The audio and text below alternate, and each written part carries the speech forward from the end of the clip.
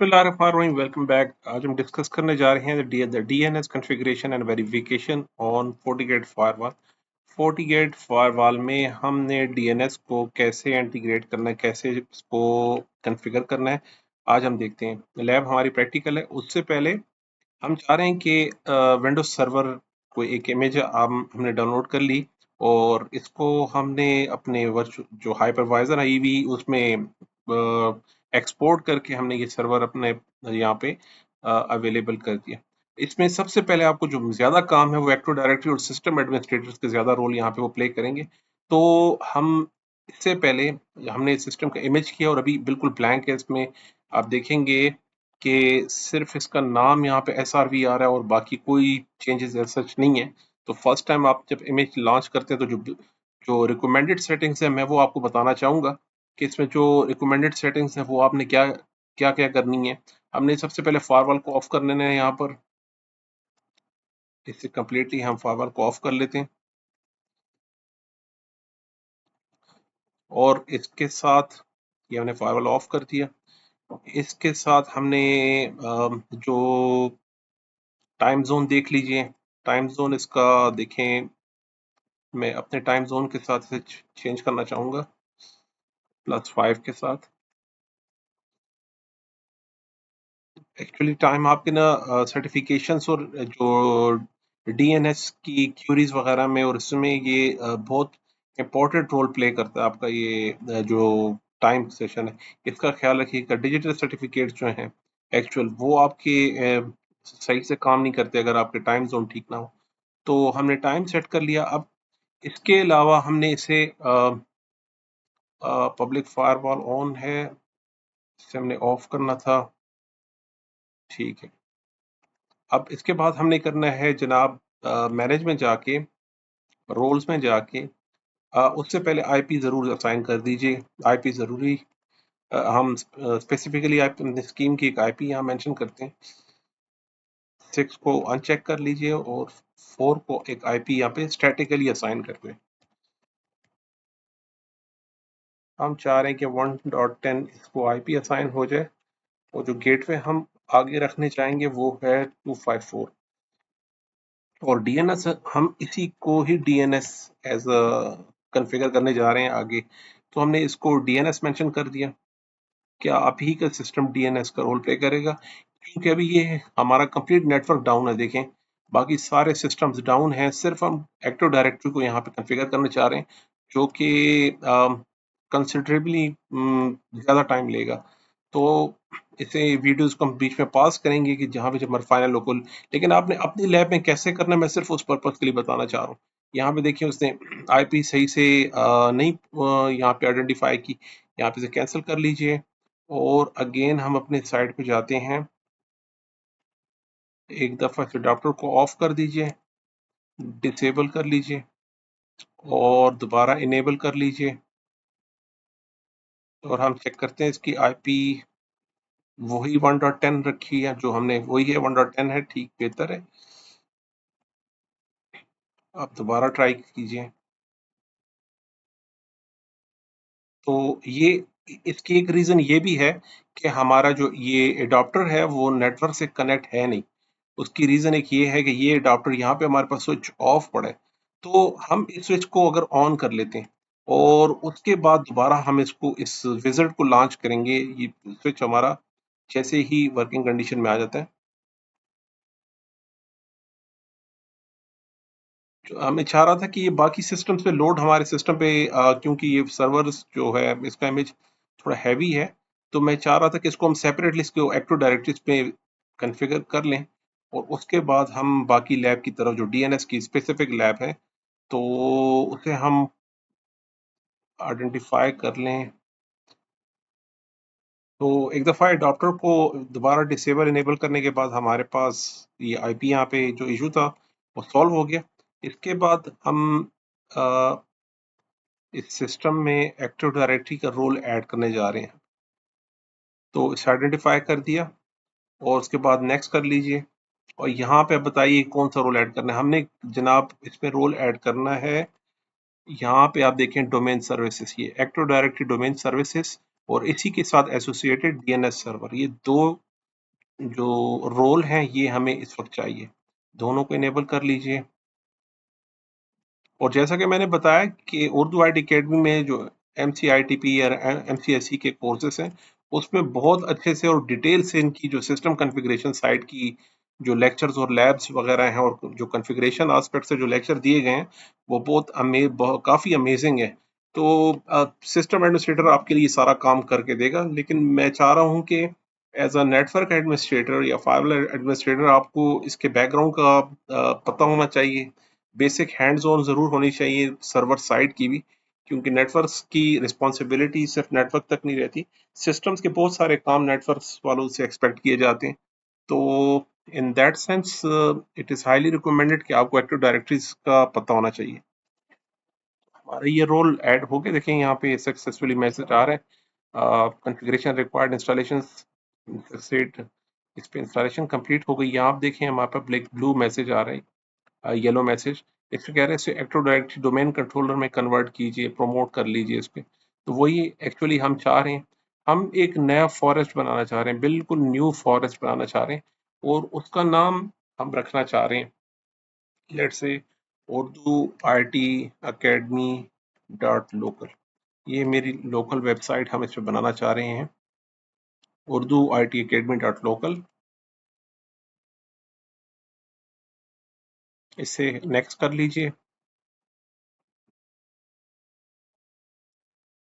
इसके बाद next screen में आपसे कह रहे हैं कि इसका डायरेक्टरी सर्विस रिस्टोर मोड का पासवर्ड आप यहाँ पे मेंशन कर लीजिए, और इसी के साथ आपका forest level, functional level, domain level by default से अभी ऐसे ही रहने दीजिए।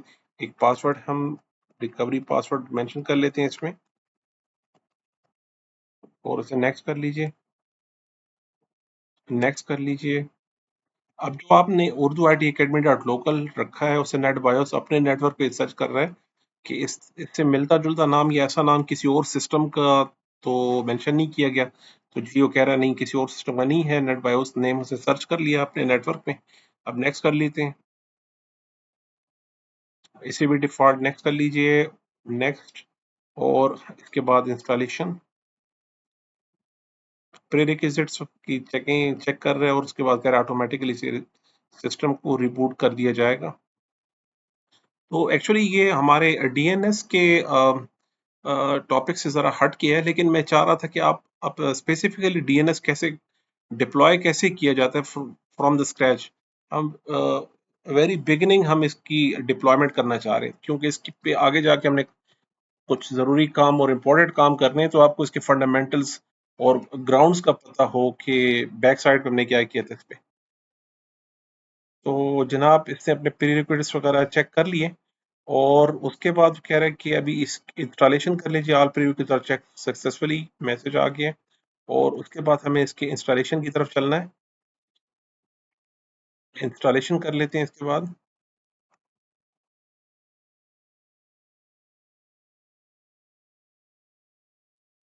जनाब यहाँ पे हमें मैसेज आ गया कि एक्टिव डायरेक्टरी की सर्विस ऑलमोस्ट इंस्टॉल हो चुकी है, और इसके बाद हमारा सिस्टम रीस्टार्ट होने जा रहा है। जनाब हमारा सिस्टम रीस्टार्ट होने के बाद अब हम डोमेन कंट्रोलर पे वापस आ गए। बाय डिफ़ॉल्ट इसका पासवर्ड test123 है, टी कैपिटल, TEST test123। और ये क्या है, पासवर्ड आपका एक्सपायर हो गया, नया पासवर्ड रखिए। तो नया पासवर्ड रख लेते हैं हम, abc@123। abc@123 हमने पासवर्ड रख लिया, पासवर्ड चेंज हो चुका। आप लॉग इन कर लेते हैं न्यू सेटिंग्स के साथ। अब हमारे पास, अब आप देखिएगा हमारा जो सर्वर है वो एक्टिव डायरेक्टरी में कन्वर्ट हो चुका है। यहाँ से आप लोकल सर्विसेज देख सकते हैं, डाटा कलेक्ट हो जाए, डैशबोर्ड रेडी हो जाए। इसमें अगर आप लोकल सर्वर में जाके अब इसकी वेरिफिकेशन हम कर लेते हैं, तो आप देखिएगा कि यहाँ Urdu I T academy dot local में कन्वर्ट हो चुका है हमारा सर्वर, और इसकी इथरनेट आईपी जो हमने मेंशन की है वही है। इसके साथ अब जो मेन चीज़ थी वो ऑलमोस्ट कंप्लीट हो चुकी है। अब हमने जाना है टूल्स पे, और यहाँ पे डीएनएस पे जाइए। अब मेन कॉन्फ़िगरेशन डीएनएस की, तो उसके लिए हम डीएनएस पे जाएंगे। Forward lookup zone already by default बन जाता है, जो अभी करंट की जो जो रिक्वायरमेंट्स है वो ऑलमोस्ट कंप्लीट है, वो अपने ही इसी सर्वर को इसने ऐड किया हुआ है। जिसे होस्ट रिकॉर्ड कहते हैं, host record a record already available, लेकिन रिजर्व लुकअप जोन नहीं अवेलेबल नहीं है। इसके लिए राइट क्लिक करके न्यू जोन नेक्स्ट कर लीजिए, नेक्स्ट कर लीजिए, नेक्स्ट, और यहाँ पे वो सबनेट बताएं 192.168.1, सिर्फ सबनेट बताएं जिसके लिए डीएनएस हम कॉन्फ़िगर करने जा रहे हैं। Next next next and finish. और इसमें कोई रिकॉर्ड अभी नहीं है, तो हमें राइट क्लिक करके एक पॉइंटर रिकॉर्ड ऐड करना है और ब्राउज कर लीजिए। ये मेरे पास SRV server forward lookup zone में उर्दू आईटी अकेडमी लोकल, और ये एसआरवी का जो रिकॉर्ड है इसे हम सेलेक्ट कर लेते हैं, इससे हम कहते हैं ये वाला रिकॉर्ड है। तो ये एक पॉइंटर रिकॉर्ड हमारे पास यहाँ ऐड हो गया। देखिए ये आ गया हमारे पास। तो यहाँ तक हमारे पास एक्टिव डायरेक्टरी की इंस्टॉलेशन एंड कॉन्फ़िगरेशन थी डीएनएस की साइड पे। तो अब हम चलते हैं एक्चुअली फायरवॉल की तरफ। मैं अपने बाकी सिस्टम्स भी ऑन कर लेता हूँ, बाकी लैब स्टार्ट कर लेते हैं, जितने भी इंस्टेंसेस बाकी हैं। उसके बाद हम FortiGate फायरवॉल के कंसोल पे आके बात करते हैं। तो हम अपने फायरवॉल को रिस्टार्ट कर लिए, सिस्टम भी हमने स्टार्ट कर लिए। इनिशियल कॉन्फ़िगरेशन में शायद पासवर्ड हमारे पास कॉन्फ़िगर ना हो, तो हम अगेन लॉगिन कर लेते हैं। ये मेरे पास लॉगिन हो गया, और अगर आप यहाँ पे देखिए, आप इसी एक ही वैन को हम मैनेजमेंट के इंटरफेस से भी यूज कर रहे हैं। इसी बाय डिफॉल्ट जो आपके पोर्ट फर्स्ट जिसे हम वैन यूज करते हैं, उसी को हम एज अ मैनेजमेंट यूज कर रहे हैं। तो सिस्टम में शो सिस्टम इंटरफेस कर लीजिए। फर्स्ट जो इंटरफेस है हमारे पास जिस पे DHCP असाइन है, यहाँ से इस आईपी को कॉपी कर लेते हैं और अपने ब्राउजर में आके इसे पेस्ट कर लिया। एक्सेस कीजिए एडमिन और पासवर्ड। तो फर्स्ट बिगनिंग हमारे पास विजिट है, उसके अलावा आप इसका नाम चेंज कर लीजिए। तो नाम चेंज कर लेते हैं हम। ये हमारे पास फायरवॉल है, और लास्ट टाइम इस पे हम डिटेल से बात कर चुके हैं कि ऑप्टिमल विजिट्स ही रखिए। कंप्रीहेंसिव में विजिट्स बहुत ज्यादा आ जाएंगे आपके पास। कंप्रीहेंसिव में हमारे पास 40 व्यूज के ऑप्शंस बहुत ज्यादा आ जाते हैं। मैंने पिछले भी एक लेक्चर में आपको डिटेल से बताया था कि ऑप्टिमम रखिएगा, जो हमें रिक्वायर्ड है वो वैसे भी हम अपना डैशबोर्ड डिजाइन कर सकते हैं। कंप्रीहेंसिव में बहुत ज्यादा 40 व्यूज के ऑप्शन आपके सामने आ जाते हैं। तो ऑप्टिमल रखिए, नेक्स्ट कर लीजिए ओरिएंटेशन वीडियो, और ओके। तो हम अब FortiGate फायरवॉल में आ गए। तो इंटरफेसेस से भी पहले हम सबसे पहले जाते हैं अपने डीएनएस की तरफ। तो ये हमारे पास जो डीएनएस इस वक्त यूज हो रहा है, वो कह रहा है कि ये हमारे पास डीएनएस है आपके पास। ये FortiGuard के सर्वर्स अपने ही यूज करते हैं बाय डिफॉल्ट, जो कि हम प्रेफर करते हैं कि आप अपने जो गूगल क्लाउड या क्लाउड फ्लेयर के सर्वर्स हैं डीएनएस, हम उन्हें मेंशन कर लें। तो ये कॉन्स्टेंटली अपनी लैब में हम यही रिकमेंड कर रहे हैं कि आप गूगल का डीएनएस या हम इसको जो क्लाउडफ्लेयर के जो डीएनएस सर्वर हैं उन्हें हम यहाँ पे मेंशन कर लेते हैं। तो हमने उन्हें मेंशन कर लिया। तो अब हमारे पास जनाब रीचेबिलिटी आ गई कि इतने माइक्रोसेकंड्स की रीचेबिलिटी है इसमें। तो इसके साथ और ऑप्शन भी हैं, देखें बाय डिफॉल्ट तुम कहते हैं कि जो DNS 53 पोर्ट पे ये इनेबल रहता है। फिर TLS, DNS over the TLS और DNS ओवर द HTTPS, इसे हमने डिसेबल रखा है अभी। करंटली इसे डिसेबल ही रखिएगा। और अभी हम हमारे पास अगर यहाँ इसे हम DNS सर्वर बनाना चाहते हैं, जिसमें ऐसा कोई ऑप्शन नहीं, यहाँ पर आपको नजर नहीं आएगा, तो वो ऑप्शन हमें इनेबल करना पड़ता है। वो जाके हमने करना है सिस्टम में, और फीचर विजिबिलिटी पे जाइए, और यहाँ पे अगर आप देखिए DNS डेटाबेस ये वाला, इसे हमें इनेबल करना होता है इस ऑप्शन को DNS सर्वर बनाने के लिए, कि फायरवॉल से ही हम DNS सर्वर का काम लेना चाह रहे हैं। तो अब हम जब वापस नेटवर्क पे आते हैं और यहाँ देखते हैं, तो मेरे पास यहाँ पे DNS सर्वर्स मेंशन हो रहे हैं। तो हम अपने DNS सर्वर की तरफ आ जाते हैं।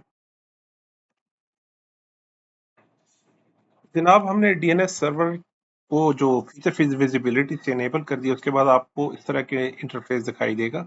यहाँ DNS सर्वर हम चाह रहे हैं कि इसी जो फायरवॉल है इस पे हम DNS सर्वर रख लें। Although it is highly not recommended कि आप फायरवॉल में DNS सर्वर बनाएं। बहुत ही रेयर केसेस में बनाया जाता है, कुछ स्पेशल रिक्वायरमेंट हो तो। इन दैट केस वैसे हमारे पास ये जो DNS है किसी फॉरवर्डर को हम स्पेसिफाई कर देते हैं कि इसकी डीएनएस से रेलेवेंट इंफॉर्मेशन आप क्लाउड से ले लीजिए, किसी और दूसरे सर्वर डीएनएस सर्वर से ले लीजिए, जो कि हम अपनी अगली लैब में करेंगे। अभी मैं चाह रहा हूँ इसी से, अगर फॉर एग्जांपल हमें डीएनएस बनाना है, तो वो कह रहा है किस इंटरफेस पे आपको डीएनएस सर्विसेज चाहिए। तो हमारे पास हम इसकी जो डीएनएस जो इंटरफेसेस, पोर्ट 1 हमारे पास वैन है, हम इस यहाँ पे पहले इंटरफेसेस यहाँ मेंशन कर लेते हैं क्लियर। पोर्ट 1 मेरे पास वैन है, और इसे हम ओके कर लीजिए।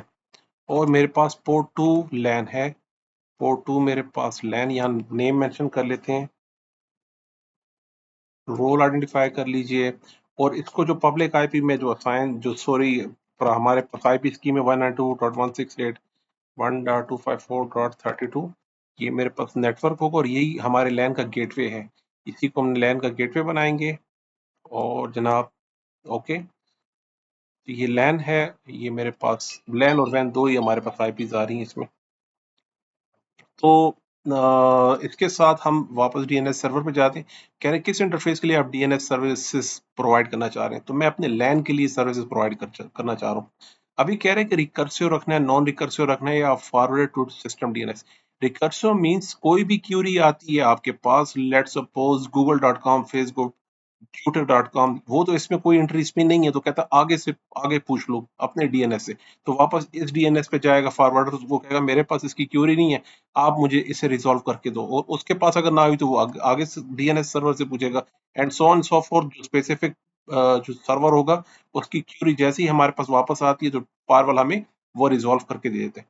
नॉन रिकर्सिव अगर आपके पास है तो जवाब दे दो, नहीं हो तो किसी से भी ना पूछो, इसको इग्नोर करें। फॉरवर्डर मींस आपके पास क्यूरी आती है, तो जो आपने यहाँ पे फॉरवर्डर मेंशन किए हुए हैं डीएनएस सर्वर, तो आप उसकी तरफ इस क्यूरी को फॉरवर्ड कर दीजिए। तो हम रिकर्सिव रखना चाह रहे हैं कि अपने लोकल डेटाबेस के अलावा भी हमारे पास अगर कोई क्यूरी आती है, तो वो हमें आंसर हो जाए। अब पूछ रहे हैं कि कौन सा टाइप है इसमें, ये प्राइमरी है या सेकेंडरी। तो अभी हमारे पास प्राइमरी सर्वर है। आपने लोकली बनाना है या पब्लिकली अवेलेबल अवेलेबल करना है? मैं कह रहा हूँ नहीं जी, लोकल सिस्टम चाहिए। जोन कौन सा होगा? हम कह रहे हैं उर्दू आईटी अकेडमी। और डोमेन नेम क्या होगा? डोमेन नेम हमने जो यहाँ रखा था, Urdu IT academy dot local है, ये इसका डोमेन नेम है। और होस्ट नेम हमारा डीएनएस, बाकी सेटिंग उसी तरह रख लेते हैं। आपको डीएनएस कोई फॉरवर्डर मेंशन करना है इसमें, तो फॉरवर्डर मेंशन कर लीजिए। अभी हम चाह रहे हैं कि भी कोई फॉरवर्डर नहीं रखना, लोकल अपने सिस्टम से। अब यहाँ पे आएंगी हमारे पास एंट्रीज कि आपको किस नेम को रिजॉल्व करना है। तो लेट सपोज हम अपने लैब की सेटिंग में जाते हैं, हम इस सिस्टम पे इसकी एक आईपी, हम यहाँ पे आईपी रख लेते हैं। प्रॉपर्टीज में जाके इसे हम आईपी देते हैं 192.168.1.1 कर लेते हैं, और इसका गेटवे 254 है। और यहाँ पे जनाब हम डीएनएस भी इसका हम कह देते हैं कि आपके पास 192.168। अब आपको जो भी डीएनएस से रेलेवेंट क्यूरी करनी है, तो आप इसी फायरवॉल को, जो हमारा गेटवे है, उसको डीएनएस मेंशन कर दिए कि इससे जाके पूछ लीजिएगा। तो ये आईपी असाइन हो गई। हम वैसे अपने फायरवॉल को पिंग कर लेते हैं।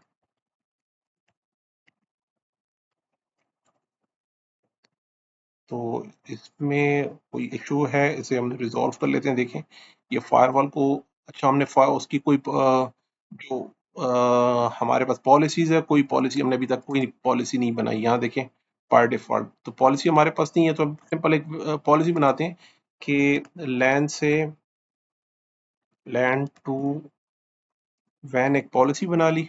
इनकमिंग ट्रैफिक होगी लैन से, आउटगोइंग हमारे पास वैन की तरफ। सोर्स कुछ भी हो, डेस्टिनेशन कुछ भी हो, सर्विसेज कुछ भी हो, हम जर्नल जो अपनी पॉलिसी बनाते आ रहे हैं एक्सेप्ट कीजिए, नेटिंग इनेबल कर लीजिए, और सेशंस रिकॉर्ड हो जाएं, और ओके कर लीजिए। तो ये हमारे पास पॉलिसी आ गई। दोबारा ट्राई कर लेते हैं हम। तो 192.168.1.254 ही हमने आईपी रखी थी इसकी। लैन की हम चेक कर लेते हैं दोबारा।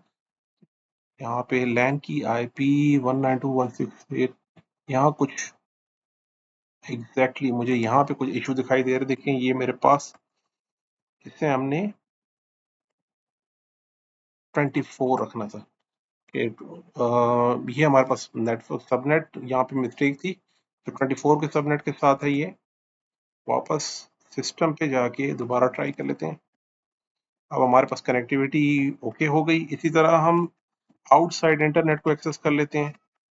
तो हमारे पास देखिए इंटरनेट भी एक्सेस हो रहा है, आउटसाइड ट्रैफिक जा रही है। और अब हम इसी फायरवॉल को कहते हैं कि यार हमारे पास जो आपने डेटाबेस बनाया है, इसमें आप एक एंट्री कीजिए। इस सिस्टम को हमने IP 1.1 दे दी, तो हम कहते हैं कि दोबारा से zone Urdu IT academy, domain name हमारे पास Urdu IT academy dot local, और इसकी एंट्रीज हमने रख ली। हम कहते हैं एक एंट्री बनानी है। होस्ट नेम क्या होगा? होस्ट नेम होगा, लेट्स से हम कहते हैं कि ये क्लाइंट 1 होगा, और उसकी IP एड्रेस क्या है? IP एड्रेस 192.168.1.1 रख रहे हैं हम इसी सिस्टम की, जो लिनक्स सिस्टम जो हमारे पास क्लाइंट है यही, इसके हमने 1.1 IP रखी। हम कह रहे हैं आप इसी को इस नाम से आप एक्सेस कर लीजिए, क्लाइंट 1 के नाम से। तो हमने ये एंट्री रख ली इस पे, क्लाइंट 1। तो अब हम फायरवॉल से भी अगर एग्जीक्यूट पिंग कर लीजिए client 1 dot Urdu IT academy dot local, तो यहाँ पे देखिए कह रहे नेम रिजॉल्व यहाँ पे नहीं हो पा रहा। यहाँ पे देख लेते हैं हमने नाम सही रखा है इसका, देखें 1.1, और इसके जो फुली क्वालिफाइड नेम देख लेते हैं हम इसका, क्लाइंट 1। सिंपली हम अपने एक सिस्टम से, हम सर्वर के सिस्टम पे चले जाते हैं, यहाँ से पिंग कर लेते हैं,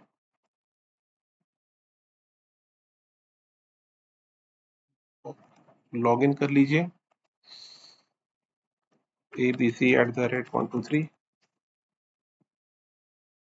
और हम इसे कहते हैं कि आपके पास जो DNS है इस सिस्टम का, इसको DNS ये इसी सिस्टम का बनाया हुआ हमने। तो हम अब दूसरे एक सिस्टम नेटवर्क पे प्रिपेयर किया है, विंडो 8 की मशीन। इस पे DNS हमने मेंशन कर दी है अपने फायरवॉल का, कि अब आपको DNS से जो क्वेरी है वो फायरवॉल से पूछ पूछ लीजिएगा। और हमने एक क्लाइंट है, इसकी जो IP 1.1 थी, उसको हमने नाम दे दिया, ये क्लाइंट 1 है डॉट उर्दू IT अकेडमी के नाम से। अब हम विंडो 8 की मशीन पे जाके, विंडो की 8 की मशीन पे जाके इसके DNS को हम मेंशन कर लेते हैं कि आपको DNS से रिलेवेंट जो क्यूरी चाहिए वो आपने पूछनी है इससे, हमारे फायरवॉल से। तो देखिए डिफॉल्ट गेटवे भी 254 है और DNS सर्वर भी 254 है। तो ये दोनों चीजें, गेटवे बाय डिफॉल्ट गेटवे का रोल भी यही IP प्ले कर रही है और DNS का भी। अब हम इससे कहते हैं कि आप पिंग कर लीजिए, हम भी करते हैं अपने क्लाइंट को, client 1 dot Urdu IT academy dot local, ये इसका फुली क्वालिफाइड नेम था। और अब जब आप एंटर कर रहे हैं तो यहाँ पे मुझे उसका रिप्लाई आ रहा है कि हाँ हम इस नाम को रिजॉल्व कर सक रहे हैं। इससे पूछते हैं कि अपना NS लुकअप बताइए, आपके DNS कौन सा है? तो वो कह रहा है जनाब मेरा DNS जो है वो ये वाला DNS है। तो DNS की जो क्यूरी भी यहाँ पे क्लियर हो गई कि यार ये वाले DNS सर्वर है हमारे पास, तो यहाँ से हमारी DNS क्यूरी हो रही है। अब नेटवर्क के जितने भी सोर्सेस हैं ये हम करते क्यों हैं कि जितने भी सिस्टम है उसे हम IP के बजाय नाम से, क्योंकि यूजर फ्रेंडली है, हमें याद रखना आसान है। ये PC1 हम सिंपल टाइप करते हैं, PC2 सिंपल टाइप कर लेते हैं, हम SRV सर्वर कर लेते हैं।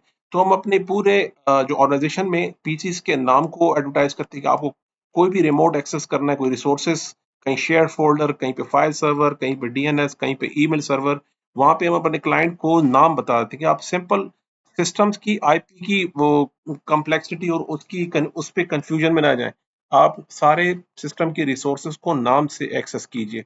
तो ये हमारे लिए यूजर फ्रेंडली भी है और काम आसान हो जाता है। तो ये इस वक्त ये काम हमारा फायरवॉल कर रहे हैं, वो इसको जो रिजॉल्व कर रहा है अब DNS के थ्रू। जैसे मैंने बताया था कि रिकमेंडेड है नहीं वैसे कि आप अपने फायरवॉल में DNS की सेटिंग रखें।